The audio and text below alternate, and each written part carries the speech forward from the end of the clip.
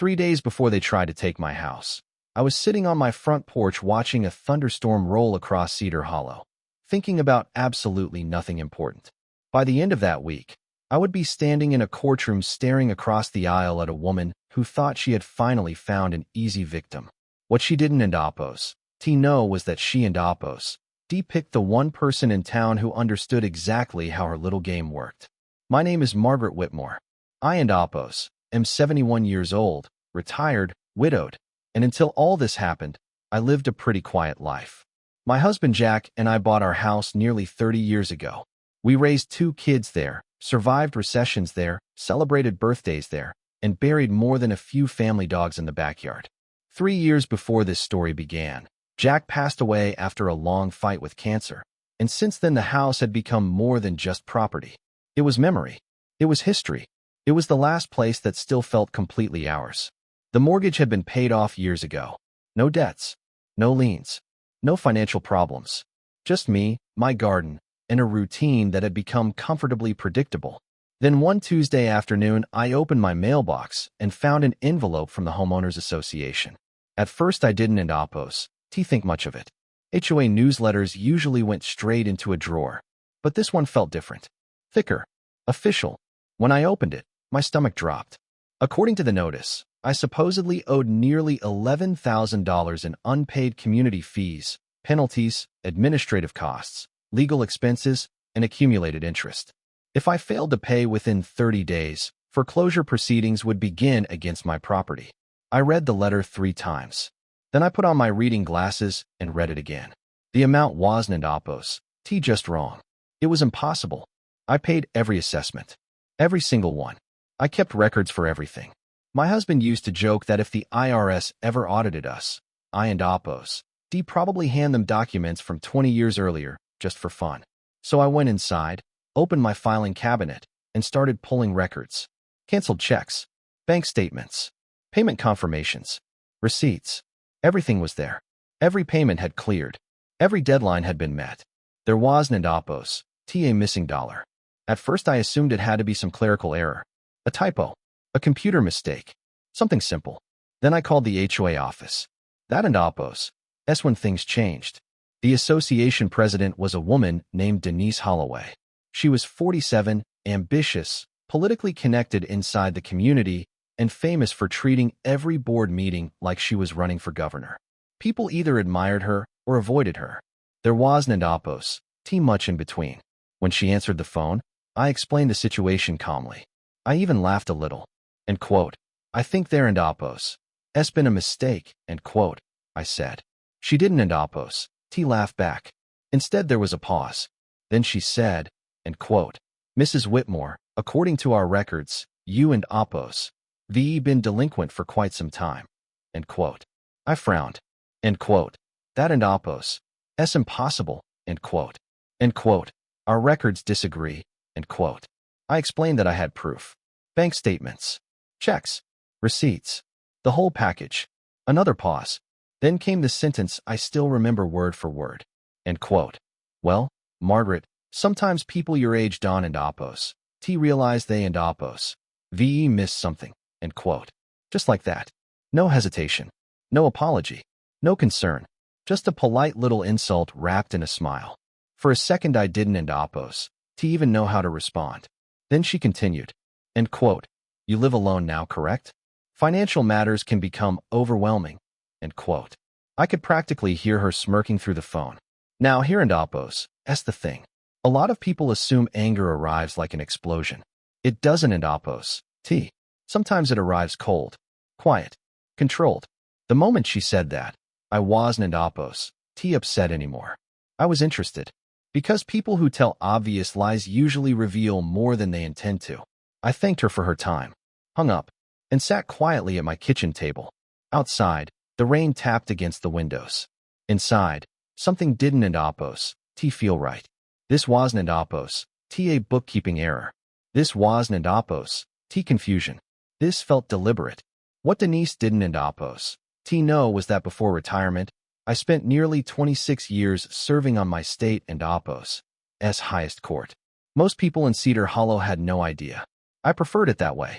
After retirement, I never introduced myself by my former title. I never corrected people. I never talked about old cases. That chapter of my life was over. Or at least I thought it was. During my years on the bench, I handled countless property disputes, land use conflicts, fraud investigations, abusive foreclosure actions, cases involving homeowners associations that forgot they worked for residents rather than ruling over them. And something about this situation felt very familiar, like a pattern I and Oppos seen before. So instead of arguing with Denise, I started digging. The next morning, I contacted an old colleague named Robert Kane. Robert had spent decades examining financial fraud cases before retiring from forensic accounting. If there was something hidden in those records, he and Oppos defined it. 2 days later, we sat in my dining room, surrounded by paperwork. At first, he was skeptical. Then he started noticing inconsistencies. Vendor payments that didn't and Oppos match invoices. Administrative charges that appeared without authorization. Transfers that lacked documentation. The deeper he looked, the quieter he became. By the end of the afternoon, he leaned back in his chair and rubbed his forehead. End quote. Margaret, end quote. He said slowly, end quote. I think you and Oppos, you got a much bigger problem than a fake fee. End quote. That got my attention. End quote. What do you mean? End quote. He slid several pages across the table. End quote. I think somebody in Oppos has been taking money. End quote. Over the next 2 weeks, we uncovered enough irregularities to raise serious questions. Money was disappearing. Records were incomplete. Board approvals seemed suspicious. Certain documents looked altered. Then something even stranger happened. One evening while walking my dog, I ran into a neighbor named Linda Mercer. During casual conversation, I mentioned the foreclosure notice. Her face immediately changed. The color practically drained from it. End quote. Wait, end quote, she said. End quote. You got one too? End quote. I stopped walking. End quote. What do you mean too? End quote. That and Oppos. When she told me she and Oppos received similar threats the previous year. Different amount. Same pressure. Same warnings. Same fear. Within days, Linda introduced me to another homeowner. Then another. Then another. Suddenly a pattern emerged. Several families had received aggressive collection notices. Some paid immediately out of fear. Some borrowed money. Some sold assets. Most never questioned it because they assumed the HOA had authority. And standing at the center of every complaint was Denise Holloway. The more people I spoke with, the more convinced I became that this wasn't Oppos about unpaid fees at all. This was about power. Denise had spent years building influence inside the community. Nobody challenged her. Nobody asked questions. Nobody wanted conflict. And when people stop asking questions, certain personalities begin believing they and Oppos untouchable. What Denise couldn't and Oppos was that every threat letter she sent was creating witnesses. Every fake charge was creating evidence. Every lie was building a trail. And for the first time in years, I found myself feeling something I hadn't and Oppos experienced since my days on the bench. Purpose. Not revenge. Not anger. Purpose. Because if what we suspected was true, this wasn't Oppos just about protecting my home anymore. It was about exposing something far bigger. And as the evidence continued piling up on my dining room table, I began preparing for a fight Denise Holloway never saw coming. The morning of the first hearing felt strange in a way I hadn't expected. I parked in the courthouse lot, the air crisp and faintly smelling of rain, and I just sat there for a moment, watching people scurry inside, courthouse papers clutched under their arms, coffee cups in hand, busy with lives that suddenly intersected with mine. I wasn't nervous. Well, maybe a little, but I was calm in that deliberate way that comes from knowing every detail of a case before it even reaches the judge. I had spent hours, days really, reviewing the HOA documents, payment records, and forensic reports. Every signature checked, every dollar accounted for, every suspicious transaction marked. I knew what was coming, and I knew what I needed to do. Inside the courtroom, people were gathering quietly. A few neighbors I had spoken to over the past weeks had shown up voluntarily, curious, cautious, and hopeful at the same time. Some were here to testify. Some just wanted to see that someone finally dared to stand up. And there she was, Denise Holloway, dressed in her crisp navy blazer and sharp pencil skirt, projecting confidence like she had every right to be here. She gave me a thin smile that didn't reach her eyes. I could tell she was starting to realize that the person she'd underestimated over the phone might not be quite as weak as she thought. Judge William Landon called the court to order. He was a tall man with an unassuming presence, the type of judge who let the law speak louder than theatrics. And that, I knew, was exactly what I wanted. He glanced at the file, nodded, and then turned to me. "Mrs. Whitmore, please state your full name and occupation for the record." I stood, adjusted my sweater, and calmly said, "Eleanor Margaret Whitmore, retired Associate Justice, State Supreme Court, 1995 to 2020. The words hung in the air for a moment. Then the judge's eyes widened just slightly, and a flicker of recognition crossed his face. "Justice Whitmore?" he asked. "I had the pleasure of reviewing several of your property law opinions during my clerkship." That tiny acknowledgement, almost casual, made Denise's expression falter. The color drained from her face as if someone had flipped a switch. I began presenting the evidence in the order I had prepared. First, the canceled checks and bank statements, lining them up carefully, letting each one speak for itself. Every payment, every on-time transaction, clearly showed that the alleged arrears didn't exist. Denise's attorney tried to interject, suggesting clerical errors or misplaced filings, but I had anticipated every objection. Then came the forensic accountant, Robert Kane, calm and methodical, walking the judge and the courtroom through the finances of the HOA. With a quiet precision, he pointed out inconsistencies, payments to vendors who didn't exist, transfers with no authorization, reserves that had mysteriously disappeared. The deeper he went, the more the picture of systematic mismanagement and likely embezzlement emerged. Next, the handwriting expert. That part was almost cinematic. The expert compared legitimate board documents to the notices threatening foreclosures. Signatures didn't match.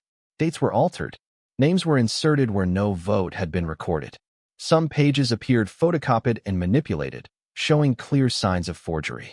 Each page he revealed, the courtroom got quieter. Denise's smirk was gone. Her posture shrank. Every single homeowner in the gallery, including the ones I had spoken to in private, leaned in slightly, sensing the magnitude of the deception. Then came the homeowners themselves. Rachel Moreno, the young teacher I had met early in the investigation, stood to describe how she had received letters threatening foreclosure, letters demanding money she never owed, and how the fear had nearly made her mortgage a second job just to cover those imaginary debts. Others followed, each story adding a layer of credibility, a ripple of outrage, a wave that started to crash over the false narrative Denise had tried to construct. She had counted on fear and silence. Instead, she faced truth and witness after witness who had seen the same pattern of intimidation repeated across their community. Finally, Judge Landon addressed Denise directly. "Mrs. Holloway, this court has reviewed extensive evidence of unauthorized financial transactions, forged documents, and illegal foreclosure notices. How do you respond?" She faltered, tried to claim oversight, a misunderstanding, anything, but her voice lacked conviction. The courtroom held its breath. The judge continued, steady, unwavering. "You understand the severity of these allegations and the potential criminal implications?" She swallowed hard, stammered, and eventually said, "Yes, Your Honor." That single admission, quiet as it was, confirmed what everyone had already pieced together. By the end of the hearing, the foreclosure against me was dismissed immediately. The judge referred her for further investigation by the state attorney's office, which meant the criminal case would follow. That room, once filled with tension and subtle intimidation, now carried a different energy, relief, vindication, but also sober recognition. This wasn't a simple HOA dispute anymore. It had become a public exposure of fraud and abuse, and every person who had felt powerless suddenly realized they had been heard. Over the following months, the investigation expanded. Several former board members came forward, sharing internal communications, minutes of meetings that had never occurred, and emails Denise had tried to suppress. The state attorney's office charged her with multiple counts: embezzlement, fraud, forgery, and several additional financial crimes tied to her control over the HOA. The criminal trial was meticulous and slow, but the evidence was undeniable. Witnesses testified in detail, accountants demonstrated the flow of funds, and handwriting experts confirmed the forged signatures. By the time the jury deliberated, the verdict felt inevitable: guilty. on nearly every major charge. When the sentencing came, I was there quietly. Denise, once confident and smirking, appeared small and defeated, stripped of her assumed authority.